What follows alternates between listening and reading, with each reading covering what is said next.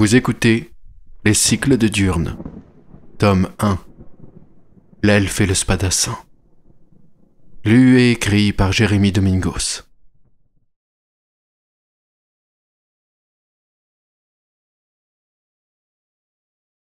Chapitre 5. Tempête. Le port de Svartal est un lieu peu recommandable de par sa présence notoire de pirates et bandits en tout genre. Toutefois, il représente bien le Falheim. La mer de Centre-Terre est un havre d'abondance et les pêcheurs le partagent tous les jours avec Svartal. La capitale prend son nom d'une légende propre au pays. La légende d'un pêcheur désespéré qui ne ramenait jamais rien dans ses filets. Un beau jour, alors qu'il savait sa quête vaine, il ne sortit pas en mer et une tempête éclata, détruisant toutes les embarcations et tuant tous les pêcheurs, sauf lui. Le calme retrouvé, il sortit afin de constater les dégâts et eut la surprise de voir que les plages étaient recouvertes d'une montagne d'or amenée par la tempête. Mais une histoire Falar ne peut avoir de dénouement heureux. Aucune légende Falar ne finit bien. L'homme perd tout, même la vie, lorsqu'un bandit s'empare de son or. Ce brigand devient le fondateur du port, auquel il donne le nom de la tempête. Svartal, qui signifie « possible » en Falar. Car Svartal est bien la ville des possibles, où abondance, plaisir et richesse côtoient misère, famine et souffrance. Nicolas de Galari, 732, Troisième âge. Chronique des Oldari. Bibliothèque de la Guilde. Maeve! S'exclama Danil en approchant à pas légers. Je n'en croyais pas mes yeux. Comment avait-il osé venir ici? C'était pure folie. Je n'ai rien à te dire, marmonnai-je, bouillonnant de colère. Il s'assit sans mot dire et m'observa. J'ai failli mourir pour toi. Je ne t'aiderai plus jamais. Je tournai le dos à Danil, mes côtes hurlant de douleur à chacun de mes mouvements. Je voulais te remercier et te demander pardon, Maeve, annonça-t-il. Tu ne l'auras pas. Va-t'en. Il pouffa de rire. Tout est si simple pour toi, Maeve. Si tu étais à ma place, ce vieux bouc n'aurait jamais eu ce qu'il voulait. Je n'en doute pas. Je me tournai afin d'observer son visage. Il était couvert de bleu, et l'un de ses yeux était tellement boursouflé qu'il était impossible de dire s'il était crevé ou non. Il est plus fort qu'il en a l'air, poursuivit-il, le regard sombre. Mon frère te détestait sans te connaître, Maeve. Moi, je t'aime bien. Je demeurai silencieux. Je ne savais pas à quoi dire. Danil était bien trop jeune et bien trop gentil pour se rebiffer contre Tobias. Je vais m'enfuir. Viens avec moi, Danil. Il écarquilla les yeux et les larmes montèrent. Maintenant serait parfait, s'exclama-t-il. Je secouai lentement la tête. Il nous faut quelque chose, un élément de surprise. Il faut tenter quelque chose que personne n'a jamais fait avant, si nous voulons retourner à la liberté. Un sourire se dessina sur son visage, et l'espoir sembla faire son chemin dans son esprit. « Que feras-tu de ta liberté ?» me demanda-t-il. « Je veux devenir spadassin, voyager dans le monde entier et voir le désert Lémur, aux confins du monde. » C'était la première fois que j'exprimais mon souhait avec autant d'exactitude à quelqu'un. Une onde de bonheur comme un courant d'air chaud me parcourut. Prononcer ces mots avait eu l'effet de rendre mon rêve plus vivant, plus réalisable. « Et toi ?» demandai-je finalement. « Moi, je retourne labourer la terre, Maeve. » Il sourit encore davantage et poursuivit. « Je suis content que tu m'aies pardonné. Sincèrement. » Il se leva, un grand sourire sur le visage, et quitta la cabane. Son expression me stupéfia. Même si cela me coûtait de l'avouer, j'étais désormais effrayé par Tobias. La correction que j'avais reçue, sa cruauté, tout cela avait eu raison de mon courage. Danil, lui, retourner travailler en compagnie du vieillard, le sourire aux lèvres. Je n'en pouvais plus de rester ici, alité dans cette cabane fétide. Je voulais sortir et respirer l'air de la forêt. Si on m'avait un jour dit que le défrichage me manquerait, jamais je ne l'aurais cru. Mais il était préférable à cette affreuse cabane infestée de puces. Ce soir-là, infecté par le sourire de Danil, je décidai que ma convalescence avait pris fin. J'étais prêt à retourner travailler. La nuit fut silencieuse et j'eus bien du mal à trouver le sommeil. Mes rêves furent tourmentés par l'image d'un horrible mort-vivant décharné. Il me poursuivait où que j'aille et tentait de m'éventrer à l'aide d'une petite lame. Le cauchemar me secoua toute la nuit et j'eus le plus grand mal à m'en défaire. Au petit matin, je me réveillai, recouvert de sueur et tremblant. Je me tournai et une ombre se tenait immobile, tout près de la porte. Je somnolai durant un long moment, gardant la silhouette au centre de mon champ de vision. Les heures défilèrent et j'ouvris une nouvelle fois les yeux. Cette fois, elle était assise contre la porte, et la lumière ambiante me permit de reconnaître la personne qui se tenait devant moi. « Danil ?» demandai-je. Il demeura immobile, et quelque chose attira mon attention.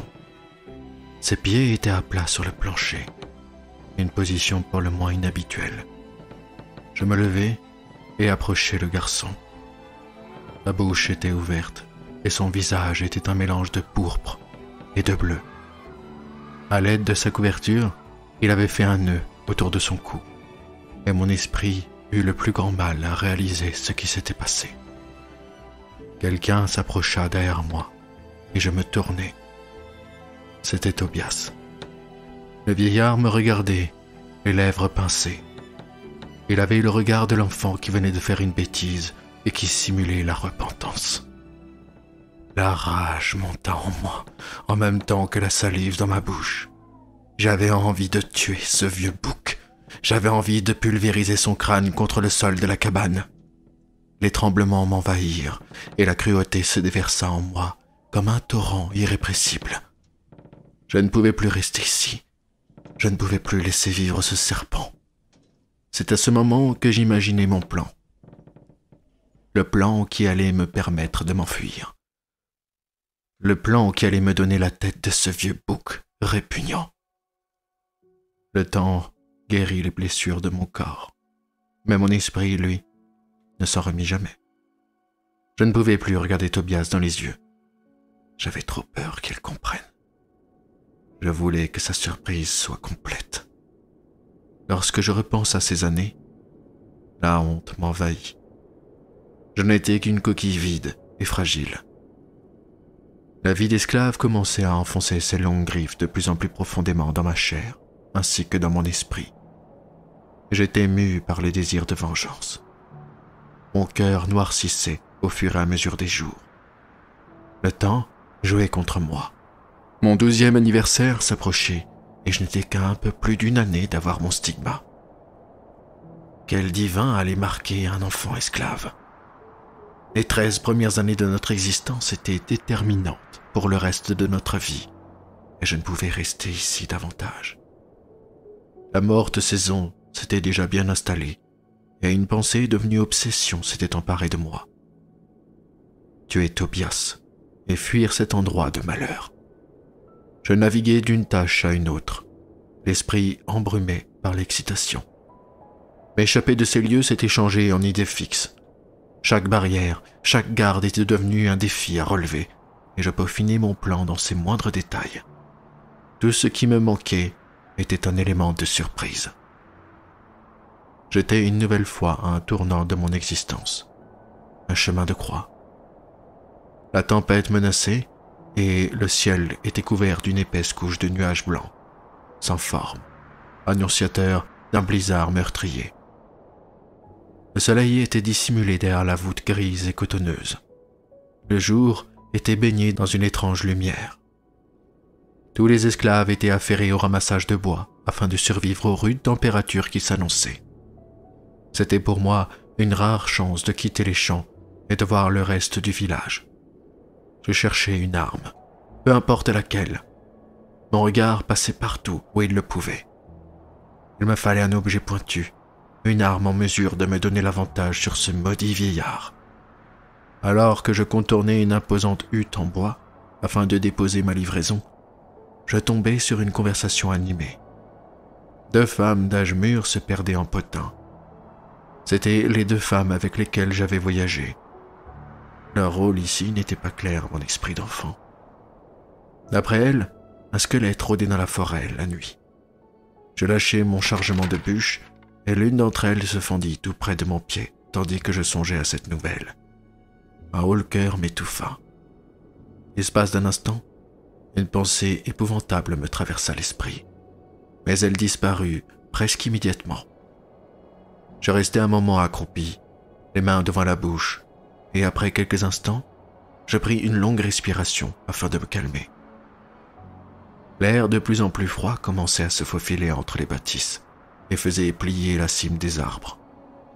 Venant des montagnes au nord, il apportait avec lui la tempête. Mais il y avait autre chose. Cette impression, je ne la connaissais que trop bien. Je l'avais ressentie dans les catacombes. Et elle venait me hanter aujourd'hui, presque 4 années plus tard. Je tournai la tête et une silhouette encapuchonnée m'observait au milieu du chemin. Sa cape, complètement noire, flottait dans le vent et sa figure à la teinte cuivrée était tournée dans ma direction. Je sentais, plus que je ne voyais son regard, et il me donnait l'impression d'être sondé dans ma chair, jusqu'aux os. Sans mouvement brusque, j'attrapai une longue écharde de bois à mes pieds. L'objet était épais et aigu. Loin d'être idéale, elle m'offrirait cependant une légère défense. Tout en me redressant, je la fis glisser le long de ma jambe afin de la dissimuler à la vue de l'étranger. Et lorsque je passai mon regard par-dessus mon épaule, la silhouette n'était plus là. Il ne restait pas la moindre trace de son passage dans la boue du chemin.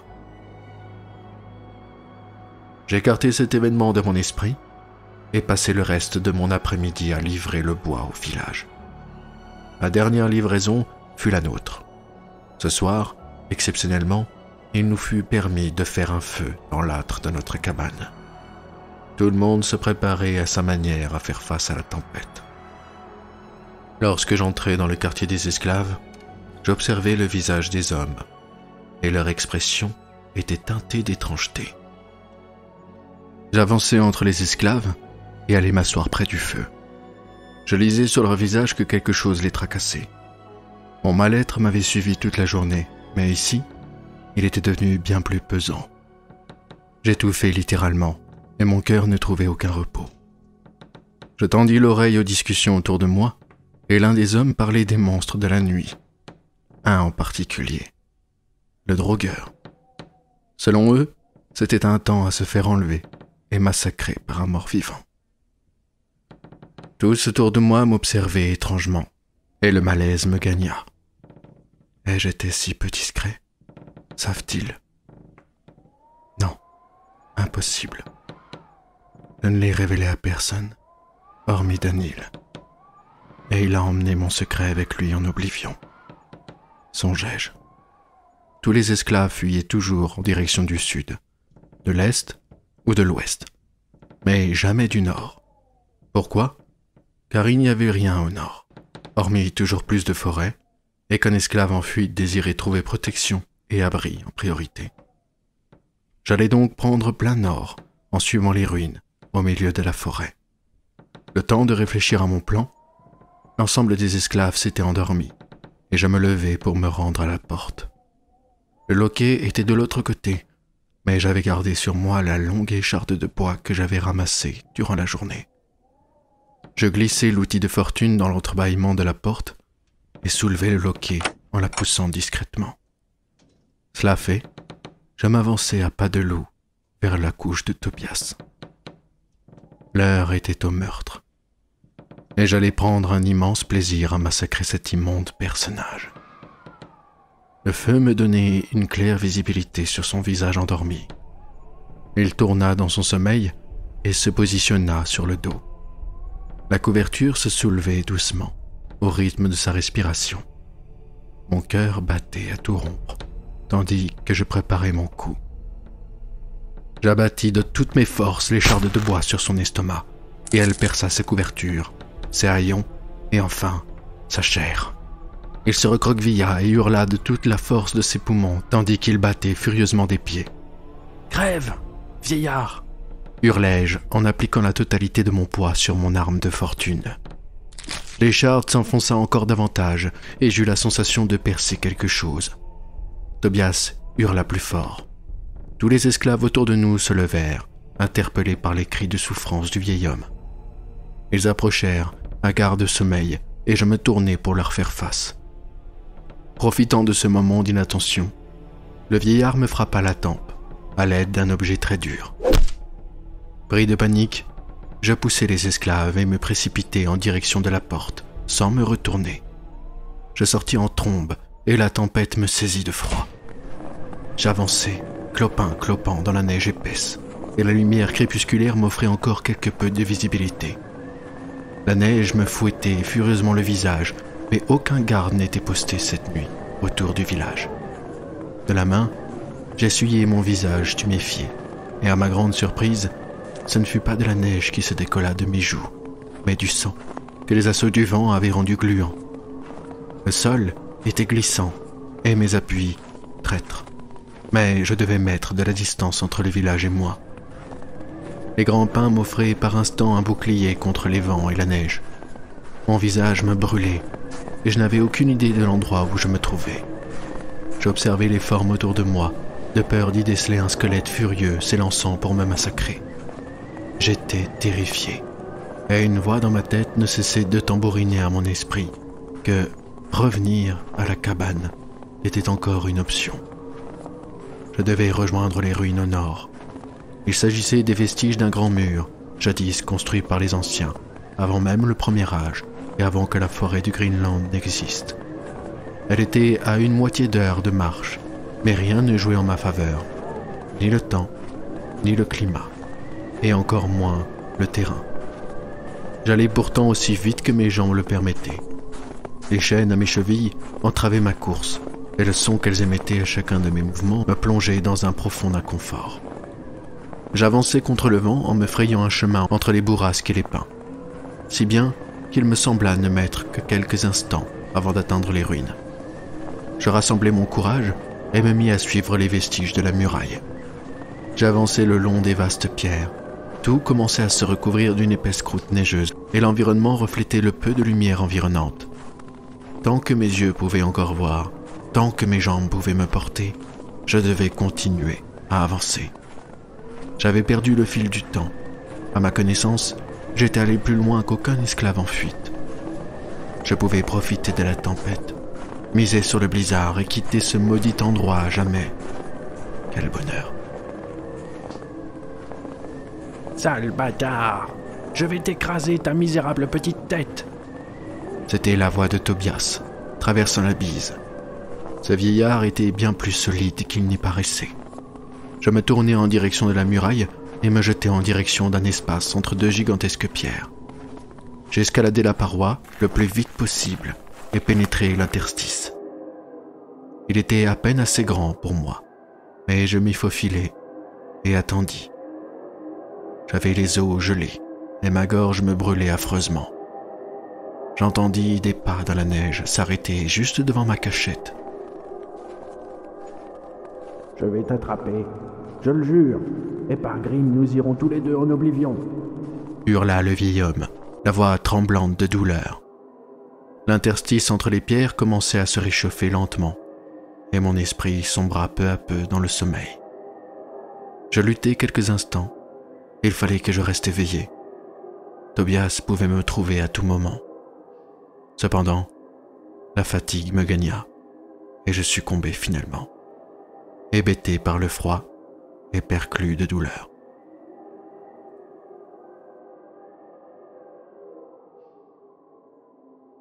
Si ce contenu vous a plu et que vous envisagez de me soutenir dans cette aventure unique, ma page Patreon vous est ouverte. Et parce que je crois au principe d'équivalence et que je ne peux recevoir quelque chose sans donner en contrepartie, chaque abonné à mon Patreon aura accès à un épisode de plus par semaine. Merci de votre écoute, et puissent les dieux veiller sur vous.